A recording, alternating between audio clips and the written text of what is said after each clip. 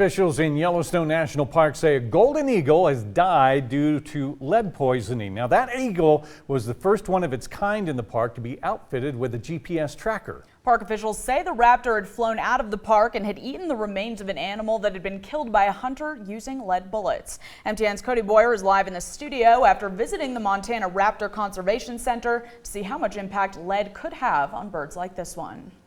Caitlin, Kevin, birds of prey like golden eagles normally hunt live prey during warmer parts of the year, but conservationists say they will eat dead animals that may have been killed by hunters during the winter and fall. With golden eagles being one of the largest birds in the country, it's a problem they say is far too common and it could impact other species.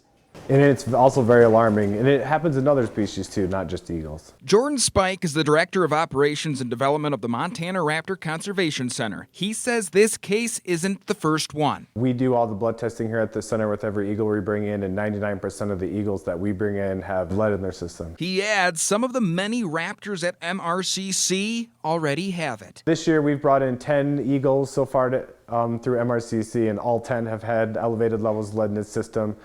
We've actually had a Cooper's hawk that had elevated levels of lead in its system that we have right now too. Jordan showed me 4 golden eagles currently staying at the center with a wingspan of around 7 feet on average. Where could something so destructive to them come from? The lead is introduced into the environment with hunting products and fishing products.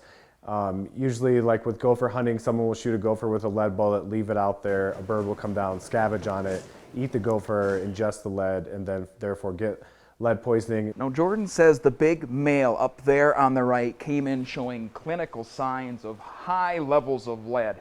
Unfortunately, that is a very common thing that could be prevented. We started a treatment called chelation treatment. We use a medication called calcium EDTA, twice a day injections, and that draws the lead out of the system. These eagles aren't alone in the struggle. Jordan says the earlier it is prevented, the better chance they have. Simple switches of different types of ammunitions can solve this problem. Copper bullets are becoming a lot more popular, and they're finding to be just as effective, if not more effective than lead. It's an easy switch to prevent this problem.